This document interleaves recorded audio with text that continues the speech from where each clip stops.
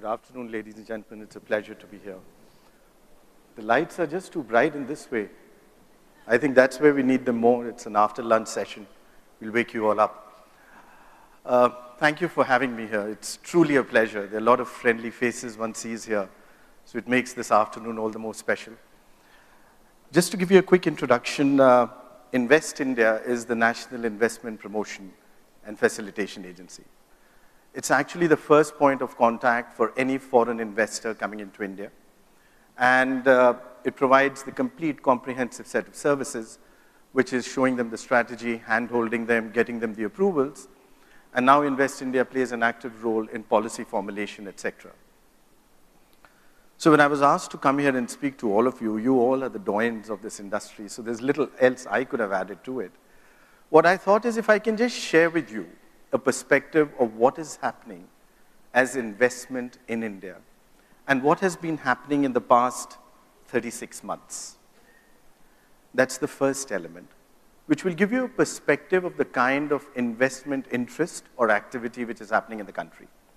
And the second, if I may touch very briefly upon Startup India, because Startup India is also a part of Invest India, and that is something I thought I must share with you because that is one of the biggest momentums which is getting created in the country. So if I may just request, by the way, that's an interesting first slide, it wasn't mine, but our slide actually calls it Transforming India. And I remember Jeff Bezos telling me, saying that you should call it India Unlimited. And if I would just request you all to sit back and don't think of it as India as such. And the reason why I say that, it is probably the most unprecedented transformation in human history, what we are witnessing today. And I'll tell you why do I say it's unprecedented. It's unprecedented in the size at which it is happening, the scale at which it is happening, and it is unprecedented because of the pace at which it is happening. And all of us sitting in this room are actually part of that transformation which is happening. If I may just request the next slide, please. Let me just start very briefly, and I'll take it from the orange block on the bottom. 209 billion. That is the FDI India has got in the past 40 months. You know what is interesting of this FDI? Over 90% of this FDI is an open route, what we call as the automatic route. Ladies and gentlemen, today we in India are the most open economy on the planet. Private capital can play a role in each and every segment of our economy today. And you know what is further interesting of this 209 billion? Over 50% of this is greenfield investment. Today, India is the #1 greenfield destination in the world. And what it actually wants to take us is that today the global investor is willing to put in long-term capital on India. And the reason why I've taken this side and this block for you is to just share what they say is the reason why they are comfortable by putting that money to work in India. Let me just take you, no, don't change it. Let's just come back to it. Let me just take you to the top one, 7.3%. That's where our GDP is growing.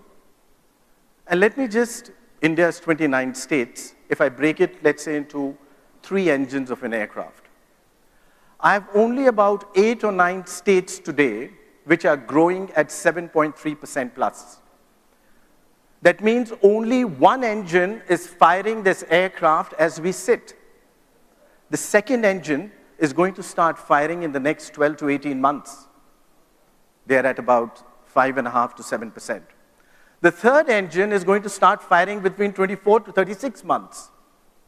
And what I'm trying to bring about here for you is, this story has just begun. We are actually at the bottom end of that inflection of a hockey stick. And this is where, when I say it is a transformation, which is unprecedented both in scale and in speed, that is what we are sitting at today. And you see a figure of $2.3 trillion, that's our GDP today. We are the 5th largest in nominal terms. We are about the 3rd largest in PPP terms. You know what's interesting of that GDP? Let me bring you two factors to it. The first trillion of that 2.3 trillion took us 60 years. So it was in about April of 2007 that we became a $1 trillion economy. You know how long it took us to do the second trillion? Just 7 years. February 2015, India got its second trillion. 60 years, 7 years. The next trillion is probably going to be in 6 years. Are you seeing the pace at which it is happening? And let me take you to the other point of that 2.3 trillion. 60% of that 2.3 trillion comes from domestic demand. That means India is very well insulated for a number of investments, global investments. In fact, my team just gave me a sheet of paper on, and since we are talking of returns, this was an interesting one I thought I'd share with you. So what they've done here is they've taken the factor from 2012 to 2017, and this is the locally subsidiaries of global corporations, and they've taken only listed companies. So there are 53 of these listed companies. These are the local subsidiaries of global corporations functioning in India. So while the global parents' revenues were going down by 6.9% during this period, the Indian subsidiaries' revenues were going up by 12.6%. This is where it starts again. While the global parents' net profits were going down by 4.4%, the Indian subsidiaries' net profits, can you take a guess? Going up by 30.6%. And you know, let me just leave one more statistic with you on that one, of what the magic of a joint venture with India works to. So we have Maruti and Suzuki, which got together and created a joint venture in India. You know what is the global market cap of Suzuki? The global market cap of Suzuki is about $27 billion. 25 to 27. What is the global market cap of Maruti Suzuki in India? That is the joint venture of Suzuki. $42 billion. That is the way the magic of India works. And let me bring you to the next one, which says population. By 2025, we will be 1.5 billion. We will be the largest human capital on the planet. And you know what's interesting of that? 1 billion of that 1.5 billion will be under the age of 30. The average age of India will be 29 years, will be the youngest country on the planet all the way up to 2070. Can you think of that power of human capital which we are sitting in today? And I just bring you down there. There was a very interesting statistic by BCG when they did a study. An Indian born in 2005 would spend $245,000 in his or her lifetime. Multiply that by 1.5 billion. Ladies and gentlemen, that is the power of your economy. We are looking at a $5 trillion figure that is just the beginning. And let me now take you to the last block which I have there. And the reason why I take it, because everybody sitting here is a part of that large block. It is the largest celebration of the free world. That is the democracy which we work with. And you know, it's interesting, we often forget, last elections, and I'm sure many of you voted there, 834 million voters, 553 actually cast their franchise. 900,000 polling booths, 5,700 candidates, over 600 political parties for 543 seats of the parliament. And you did it to a sigma 6x. You had a repoll in less than 340 polling booths. And the reason why I bring that is because if I take you down there, the last time we had the first-time voter was 117 million. The next election, we will have 133 million first-time voters. 97 million of those are from a village in India. And of that 133, 67 will be women. This is the changing dynamic landscape of this amazing transformation which we are sitting in. And the reason why I bring that in is because the difference today, what has happened, is that economics is the center of good politics. Think about the rhetoric of elections all the way when we started from the 1950s. And you will realize that today it is economics which determines, because the first-time voter has the same aspiration as somebody sitting in Singapore, in London, and New York. He wants the same dreams, and they want it delivered now. And that is what is changing India's politics. And that is what is changing India dynamically. The reason why I bring that for you is because that is the fundamental cause of change. And the difference in us there, vis-a-vis many of the others which may be changing as rapidly, is that our change comes bottom up. Our change is not driven top down. That is the fundamental strength of this transformation. And if I may please request you to take me to the next slide. These were some of what you've seen is the initiatives taken in the past 40 months.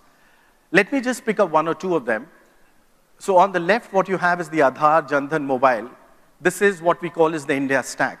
You have 1 billion people with unique ID holders. You have 1 billion people connected to a bank account, and you have 1 billion mobile phones.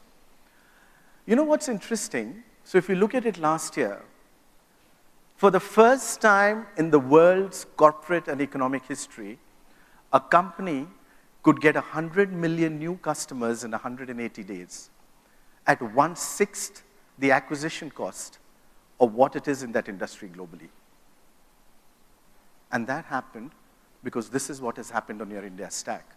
In fact, we had the dean of the Fletcher School of Diplomacy in our office last week. And he said the two biggest things which India has given to the world, to the digital world, one is the zero. That's where it started. And the second, he said, was the Aadhaar. Because this will form the basis of all data and inflows. And I won't go through all of them because we are short on time. Let me just pick up Digital India. And that why I pick up is because it probably shows you, and by the way, the reason why I put 6 of them up, these are the pillars of New India. These are the foundation stones of New India. And when I take up Digital India, so we're the second largest country on the net. We are about 430, 440 million. We are the largest, not yet, on the net. Every second in India, 3 people are getting connected to the net. Every second, 3 new people. And you know what's interesting of those 3 people? 2 of them are from a village in India.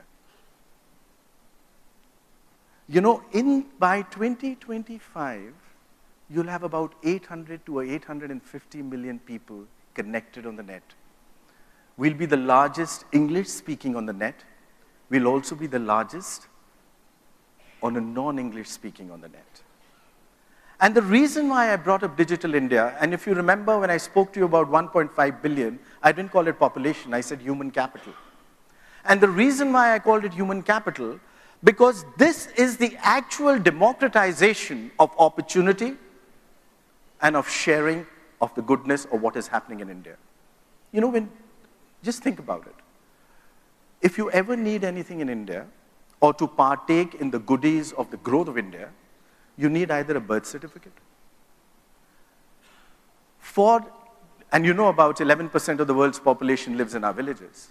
The point remains, very few of them, actually none of them, had a birth certificate. They could never partake of the growth of India. For the first time, you have one team, which is Team India, of 1.5 billion people working together. Today, you have a person in the northeast sitting in a small village where she can make her pickle and you will buy it in New Delhi and Mumbai, and she can sell it directly to you. Have you seen that sense of empowerment?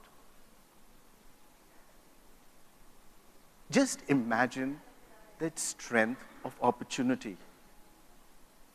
And that is where India is changing. The strength of India is no longer limited to those 4 metros and plus 3 other cities. The strength of India is moving beyond that. And I'll touch upon that very briefly when I move on to Startup India. My speaking time is 0, is it? I've just started. Oh, it's just working. Okay. Can we move on to the next slide? By the way, I must confess, I have started getting over my speaking times ever since I've joined the government. I've realized that I can skipping over it. And the reason why I bring up this one very quickly, you would have heard about the ease of doing business and how fast we've changed places. It's the only country in the world which has jumped 42 in a period of 24 months. But let me tell you what went behind it. You know, in the past 36 months, the state governments and the government of India together have done over 15,000 policy and procedural interventions. You know, we were extremely complex as a nation to do business. I know to set up a hotel, I was told you require 80 approvals. And I know Nakul was telling me that, and every time I hear that, we are trying to see how we can work towards it. But the point remains, just imagine it has taken us 15,000 odd of those procedural changes to get to a position which jumps at 42 places total. That's 32 plus the others which we had done. What I'm trying to bring about there is that there was one element of India which is the opportunity. This is that element of India, and this is again the very big change. This is the change of the mindset. This is the change where the person in power and the policymaker does not have the flexibility to take a longer time to make that change. Because you have that first-time voter who's pushing that change. And that is where the biggest mindset change has happened in India, where today everybody is looking how fast we can move up that value chain. And if we move to the next slide, please. The only reason why I brought this one up is these are some of the enabling things which is happening which impacts your industry directly. You know, 100 smart cities, 300 airports, 600 new railway platforms. But you know what's interesting in this one? And if I may just take you to a point from the manufacturing side of the business. So one is the opportunity, which is what I've shown to you. The other was to see how we can make manufacturing more competitive from India. So when that Make in India happened, when we looked at those 27 odd sectors, and we saw that what were the procedural aspects and deterrents which were making us inefficient. Today, logistics cost of doing business in India is anywhere between 16 to 18%. The logistics cost globally is about 8 odd %. What is happening with these? So you see this Delhi, Kolkata, Calcutta, Chennai, Bangalore, Mumbai. By the way, Delhi, Calcutta, and Delhi, Mumbai. So Delhi, Calcutta is currently the world's largest PPP project in play. And I'll just give you that example. This should be over in the next 30 months. A truck leaving Delhi for Calcutta would in the original time take anywhere between 11 to 13 days. In the new format, it will be done in 72 hours. This is a reality. And this is a reality which is real in the next 36 months. It just doesn't bring the logistics cost down. It brings people for all of you in your industry. And by the way, I must tell you there, where your industry is concerned, it is one of the top focus 5 industries where the government is concerned. And it's a no-brainer. You have the highest multiplier of each rupee spent, both in terms of economic activity as well as creating jobs. So there is this entire focus, and I have seen it from this side of the platform now. The number of state governments and the way they are redoing their policies to attract that new investment is phenomenal. I mean, we just had the government of Madhya Pradesh in our office the other day, and they showed us what their new tourism policy was.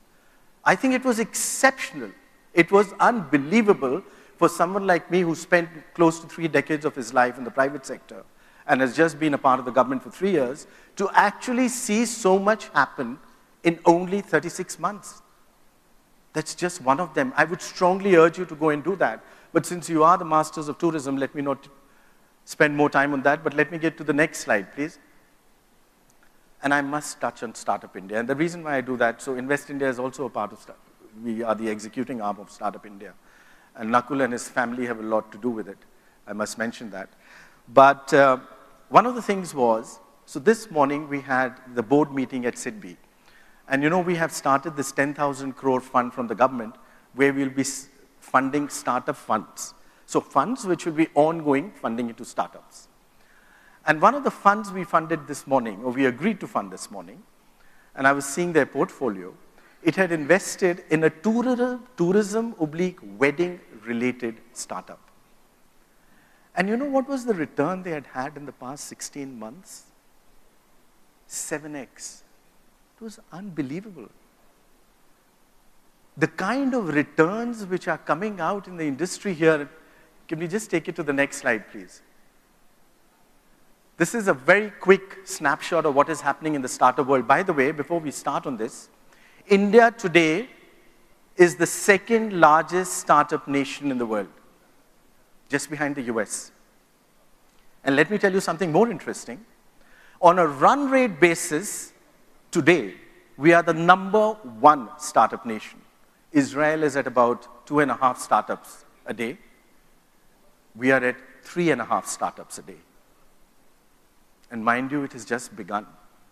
And why I wanted to bring you here, actually, one of the interesting points in this one is that Bangalore is no longer the exciting startup place of India. It remains, but the new growth is now coming from near Delhi and the other places. But what was more interesting, on the startup side, so Startup India was launched by the Prime Minister, by our team, happened in January 2016. And last year, we started a startup hub. It's a virtual platform. Please go on to it and see it, Startup India. And what happens with that, you can come bring your problems. It's an entire marketplace. Within a period of 8 months, it is the largest startup virtual hub in the world. And what was interesting on that one is that 2/3 of the queries, and we've done over 70,000 queries on startups, 2/3 of those queries, do you want to change it to the next slide, please, is very critical. Please remember, I'll just take 5 more minutes. I know it's blinking time up. This is where the gravity of India is shifting to. The power of engine of India is moving down to those small towns and villages. And you remember when I showed you about the digital India? That is what is propelling that growth. And that is where you have a combined factor of 1.5 billion sitting, energizing this engine, which is now propelling this entire automobile. 37% of those queries are coming from tier 2, 36% are coming from tier 3. And that is the number which is growing the most. In fact, in the past 4 weeks, we've touched 21 states. In each state, 11 T2, T3 cities in a ground level activity. It was the Startup Yatra. And that is where the focus of India is, and that is where the new growth and economic activity of this country is coming from. And I just wanted to bring about very quickly how long it took them to do a unicorn. And let's just, example of Ola and Uber. Uber took 4 years. Our very own Ola, 3 years.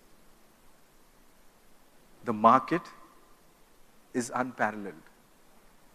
The opportunity is unparalleled. The returns are unparalleled. The factor is, you've got to make them happen yourself. Can we just move on to the next one? This is just a snapshot of where we see the money coming into startups for the next 2 years. But this is a very quick one, and we'll move on to the last one, please.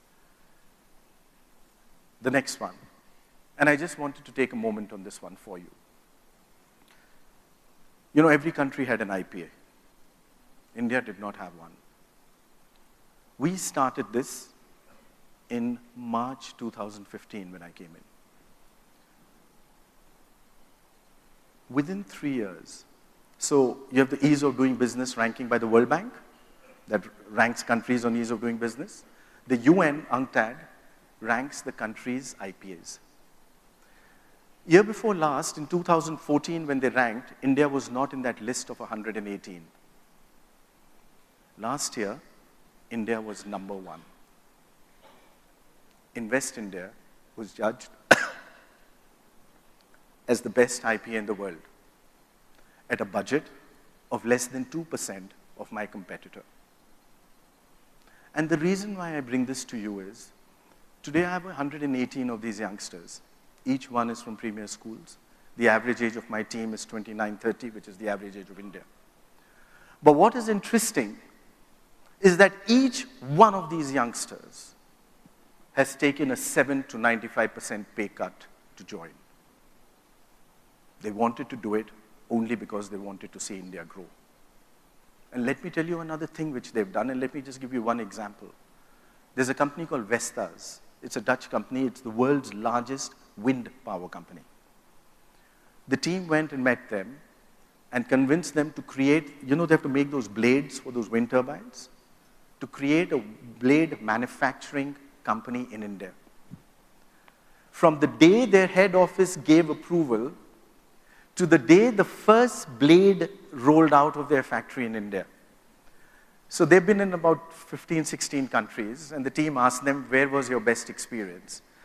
And they said, China. It was done in 18 months plus a few days. Can you take a guess on how long it took in India by this team? 14 months and 21 days. It is possible. It is possible because they have done it. And they have done it because why I say that, we are sitting at an inflection point. Either you can keep picking up the horror stories of the past and you'll have multiples of those. Or you pick up the success stories of the future because those are the stories of the new India. And let me say another thing, that I don't think any number of policies or government intervention can make a country. Countries are made